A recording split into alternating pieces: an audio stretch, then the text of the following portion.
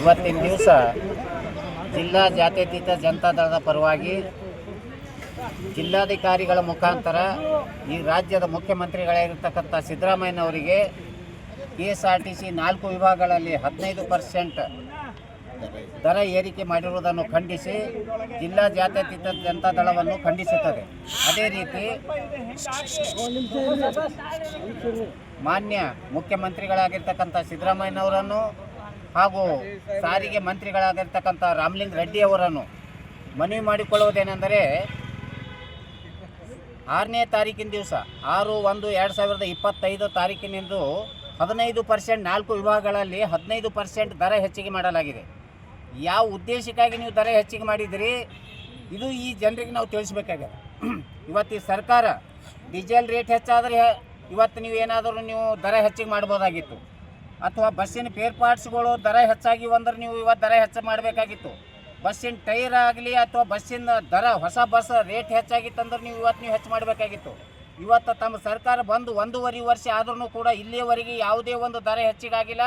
ಯಾವುದೇ ಒಂದು ಕೇಂದ್ರ ಹಾಗೂ ರಾಜ್ಯ ಸರ್ಕಾರ ಇದಕ್ಕೆ ಸೆಸ್ಸನ್ನು ಕೂಡಿಸಿಲ್ಲ. ಇಂಥ ಪ್ರಸಂಗದಲ್ಲಿ ಡೀಸೆಲ್ ರೇಟ್ನೂ ಅಷ್ಟೇ ಇರುವ ಸಂದರ್ಭದಲ್ಲಿ ಇವತ್ತು ಮಹಿಳೆಯರಿಗೆ ನೀವೇನು 5 ಗ್ಯಾರಂಟಿ ಯೋಜನೆಗಳು ಕೊಟ್ಟಿದ್ರಿ.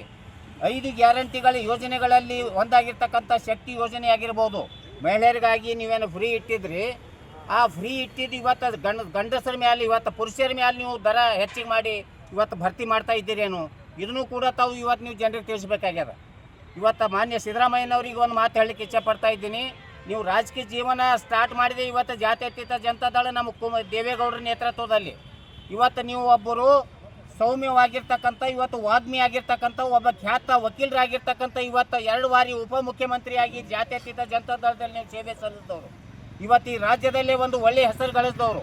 ಇವತ್ತು ಇಂಥ ವ್ಯಕ್ತಿ ಈ ಬಾರಿ ಮುಖ್ಯಮಂತ್ರಿ ಆದಾಗ ಯಾಕೆ ಈ ರೀತಿ ಮಾಡ್ತಾ ಇದ್ದೀರಿ?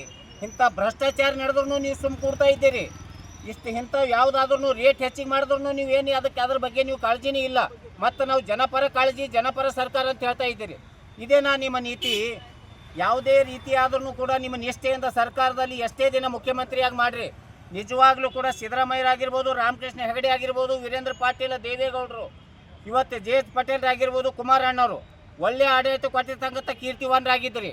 ಅದರಲ್ಲಿ ಕೂಡ ತಾವು ಕೆಲವೊಬ್ಬರಲ್ಲಿ ತಾವು ಒಬ್ಬ ಮುಖ್ಯಮಂತ್ರಿಯಾಗಿ ಒಳ್ಳೆ ಕೆಲಸ ಮಾಡಿದವರು. ಇವತ್ತು ತಾವು ಈ ರೀತಿ ಜನರ ಮೇಲೆ ಹೊರೆ ಹಾಕೋದು ಎಷ್ಟರ ಮಟ್ಟಿಗೆ ಇದು ಸಮಂಜಸ ಅದ? ಇವತ್ತು ನೀವು ಹಾಲಿನ ರೇಟ್ನೂ ಹೆಚ್ಚು ಮಾಡ್ತಾ ಇದ್ದೀರಿ, ಇವತ್ತು ಸೆರೆ ಮೇಲೆ ರೇಟ್ನೂ ಹೆಚ್ಚು ಮಾಡ್ತಾ ಇದ್ದೀರಿ. ಹಲವಾರು ಇವತ್ತು ಯೋಜನೆಗಳನ್ನು ಟ್ಯಾಕ್ಸ್ ಕೊಡ್ತಾ ಇದ್ದೀರಿ. ರೈತರ ಪರವಾಗಿರ್ತಕ್ಕಂಥ ಸರ್ಕಾರ ಅಂತೀರಿ. ರೈತರು ಇವತ್ತು ರಿಜಿಸ್ಟ್ರೇಷನ್ ಮಾಡಬೇಕಾದ್ರೆ ಅದ್ರ ದರನೂ ಕೂಡ ನೀವು ಹೆಚ್ಚು ಮಾಡಿದಿರಿ.